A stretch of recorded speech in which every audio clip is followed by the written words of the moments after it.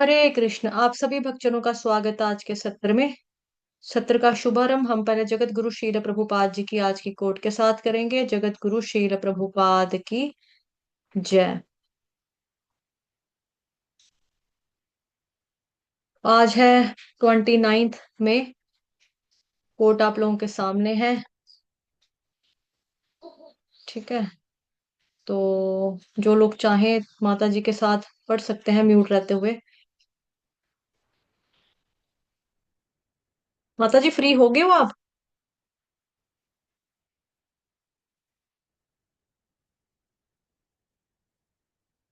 हरे कृष्ण। हरे कृष्ण माता जी, पंचांग प्रणाम। हरे कृष्ण वो माता जी। अनम्यूट नहीं हो रहा था ना, इसीलिए।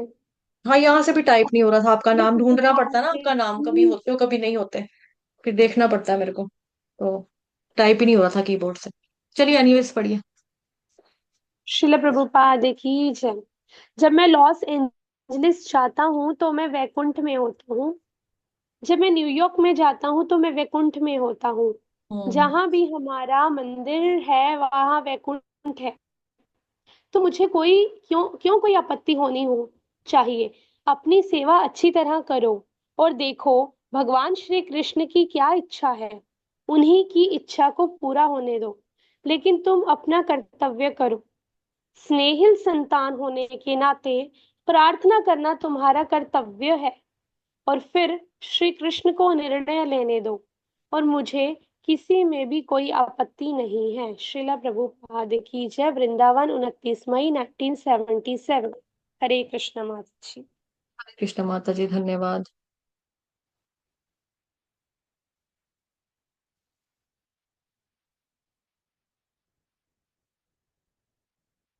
अभी हम करेंगे श्रीमद् भगवद गीता यथारूप। हम्म।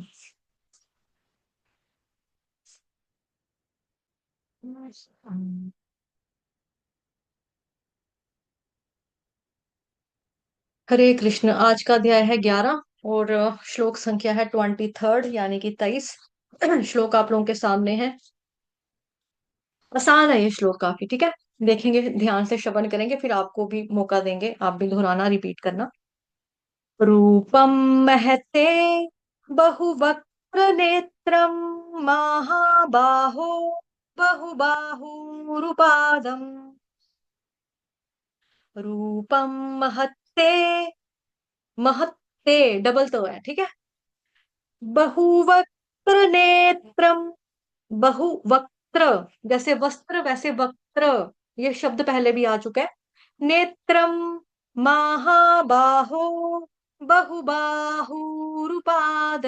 यहाँ पे बहु जो है वो छोटा है। देखो यहाँ पे, देखो कैसा है। यहाँ पे बाहो, बाहो यहाँ हो, यहाँ पे बाहु, हु छोटा हु छोटा हु। यहाँ पे बाहु बड़ा ऊ। ठीक है, तो बाहो, हो, हु, हु, हो, हु, हु। महाबाहो बहुबाहुरुपादम। फिर वापस बहु, बड़ा हुआ आ गया। बहूदरम बहुदंष्ट्राकरालन् दृष्ट्वा लोका प्रव्यथितास्तथाहम्। रूपं महत्ते बहुवक्त्र नेत्रम् महाबाहो बहुबाहुरुपादम। रुपादम में रू छोटा, रुमाल वाला। यहाँ पे रू जो है वो छोटा है। यहाँ पे जो रू है, देखो इसको जो मैं हाईलाइट कर रही हूँ उधर ध्यान देंगे। जो हाईलाइट किया मैंने रू, ये है रू, रूप वाला। रूप, रूपवान, रूप, ये बड़ा ऊ। ठीक है, देखो ये र है, र के साथ जो लगा है वो क्या लगा है, बड़ा ऊ। अब जो यहाँ पे र है, ये र है आपका छोटा, एक र, और उसके साथ जो ऊ लगा है छोटा ऊ लगा है, रुमाल, रुमाल, रुग्ण, रुग्णालय, रु, और रू, रू, रू। फर्क है, दोनों में अंतर है। ठीक है, ध्यान से देखेंगे अब। रूपम महत्ते बहुवक्त्र नेत्रम महाबाहो बहुबाहुरुपादम। बहूदरम बहुद्रष्टाकरालन् दंष्ट्रा, दं, दंष्ट्रा, स्ट्रा। जैसे हम पीते हैं ना कोल्ड ड्रिंक, या आप वहां जाते हो मिल्क शेक पीने के लिए, या फिर जो हम वो भी पीते हैं नारियल का पानी, उसके अंदर एक चीज डालते हैं, उसको क्या बोलते हैं? ऐसे मैं देसी भाषा में बोल देती हूँ पाइप। उसी का उच्चारण यहाँ पे आ रहा है, बहु दुष्ट्रा, दंष्ट्रा, स्ट्रा, स्ट्रा। उसको हम क्या कहते हैं? स्ट्रॉ, स्ट्रॉ कहते हैं ना, यहाँ पे क्या स्ट्रा। बस यहाँ पे स के साथ एच लगा देना है, मतलब श, वहां पे स। स्ट्रॉ, यहाँ पे क्या है? ट्रॉ, यहाँ स्ट्र। ठीक है, दंष्ट्रा करालन। उसके बाद है दृष्टवालोकाफ, यहाँ पे भी सर का उच्चारण फ हो जाएगा आधा, क्यों? क्योंकि आगे प आ रहा है इसलिए। दृष्टवालोकाफ। उसके बाद है प्रव, प्रव, प्रव, प्रव। ठीक है, प्रव। जो आधा व है, व्यक्ति वाला जो आधा व है, उसका डबल हो जाएगा, क्यों? क्योंकि व्यक, व्यय है ना, व्यय, व्यय आपका संयुक्त अक्षर है, इसीलिए बोलेंगे हम प्रव, प्रव। उसके बाद बोलेंगे व्यथितास, व्यथितास, व्यथितास, व्यथितास। उसके बाद तथा हम, तथा हम। ठीक है, अब आप मेरे पीछे रिपीट करेंगे, मैं आप लोगों को अनम्यूट कर रही हूँ। रूपम महत्ते बहुवक्त्र नेत्रम, गाइए। रूपं महत्ते बहुवक्त्रनेत्रम् रूपम् महाबाहो बहुबाहुरुपादम, महाबाहो पादम् बहूदरम, गाइए। बहुदरम् बहुदंष्ट्राकरालन, बहुदंष्ट्राकरन् नहीं आ रहा है। करालन, कराल, कराल। करालम् करालन देखो कर मैंने ये काम करा, सिंपल है। आ, करालम् 1 मिनट रुको, चुप कराल रहेंगे, सभी चुप रहेंगे। कदम्ब पुष्प देवी दासी माता जी सुनो, आपको दिक्कत हुई ना? जैसे मैंने ये काम करा, करा, करा, उसके बाद है ल, कराल। उसके बाद जो बिंदी है उसका उच्चारण होगा आधा न, हलंत न। क्यों होगा? क्योंकि यहाँ पे है द, कथ ध ध न, तभी करके ल के ऊपर जो बिंदी है उसका उच्चारण हम कर रहे हैं आधा न, हलंत न। ठीक है, बहुदरम, बहुदंष्ट्राकरालन, गाइए। बहुदरम् करालम् दृष्ट्वा लोका दृष्ट्वा दृष्ट्वा लोका प्रवयथितास्तथाहम्, प्रवयति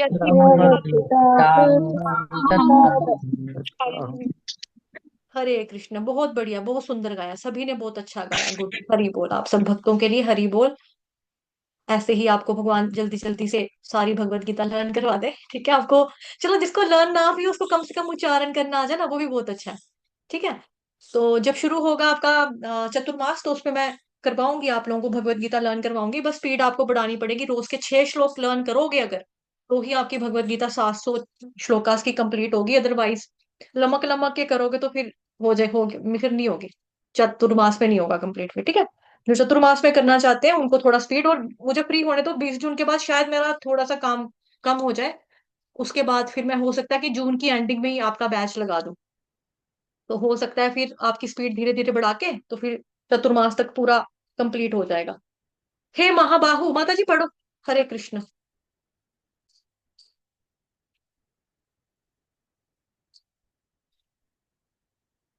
जी माता जी पढ़ो। अनुवाद। हे महाबाहु, आपके इस अनेक मुख, नेत्र, बाहु, जंघा, पांव, पेट तथा भयानक दांतों वाले विराट रूप को देखकर देवतागण सहित सभी लोग अत्यंत विचलित हैं, और उन्हीं की तरह मैं भी हूँ। हम्म, तात्पर्य। बस इतना ही है नहीं। माता जी। हरे कृष्ण। हरे कृष्ण चैप्टर छोटा है ना ये वाला, इसमें है नहीं है अपना, इसमें कोई सिद्धांत वगैरह नहीं है, इसमें बस जो रूप वर्णन है उसी के बारे में बताया जा रहा, रिपीट हो रहा बार बार। ठीक, धन्यवाद माता जी, हरि बोल।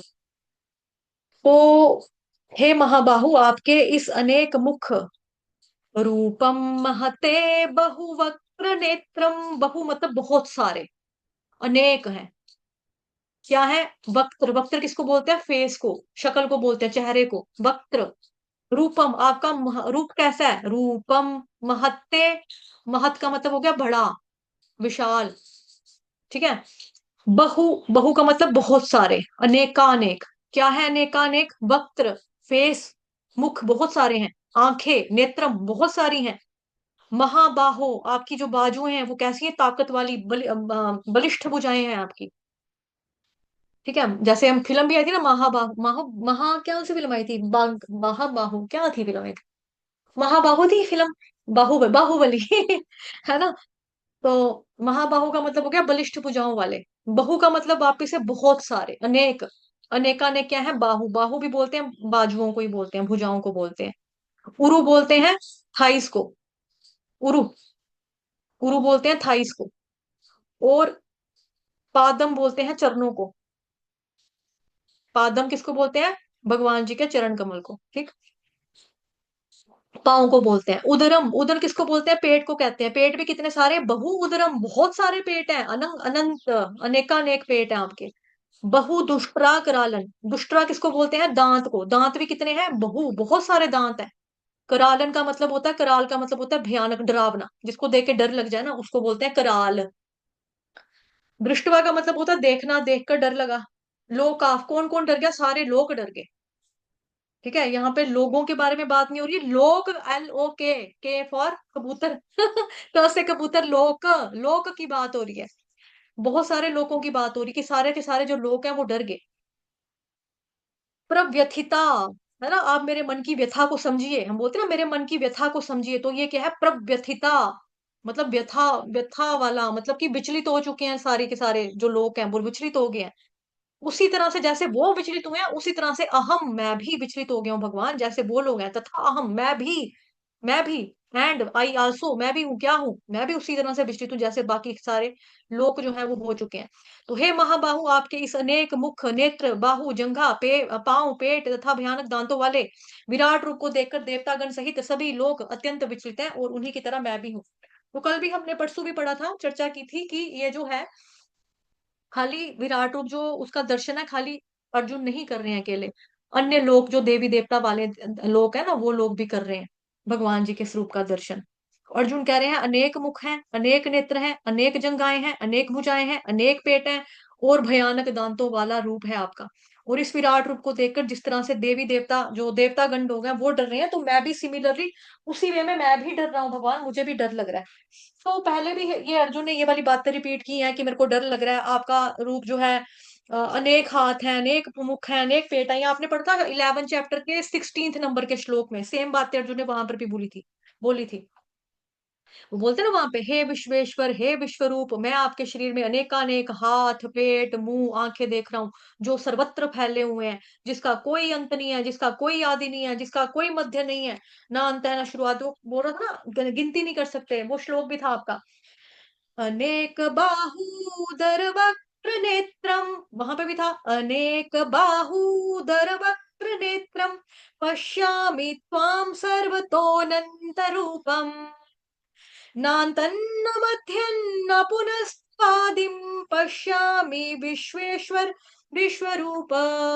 कि भाई भगवान, आपका तो जो रूप है, इधर तो बड़े सारे आंखें, बड़े सारे मुंह, बड़े सारे वो हैं, हाथ पे, पेट, मुंह, टांगे, जांघें, हर जगह फैली हुई नजर आ रही है, और कुछ दिख नहीं रहा इसके अलावा। और आपका जो रूप है, कहाँ से शुरू हो रहा है, कहाँ से खत्म हो रहा है, सेंटर क्या है रूप का, वो भी पता नहीं चल रहा है भगवान। जैसे हम हैं, हम अगर खड़े हो जाए, तो हम, हमको कोई बोले कि हम, चलो हम किसी से पूछे, आप बताओ कि मेरा शरीर का बीच वाला हिस्सा क्या है, नीचे वाला हिस्सा क्या है, और टॉप क्या है, बॉटम क्या है, मिडल क्या है, तो हम बोलेंगे टॉप कौन सा हो गया? सिर जहां पे है वो टॉप हो गया। तो जो बॉटम है वो जहां पे पाँव है वो हो गया। सेंटर वाला क्या है? जो पेट वाला हिस्सा है वो सेंटर हो गया। लेकिन भगवान के केस में बोला जा रहा है कि ना आदि, ना अंत, ना मध्य, कुछ भी नहीं पता लग रहा कि सेंटर कहाँ से शुरू, कहाँ से है खत्म, कहाँ से है, कुछ नहीं दिख रहा। सिर्फ और सिर्फ पूरा आसमान, पूरा ब्रह्मांड जो है फैल गया हुआ है आपके इस रूप से। ठीक है।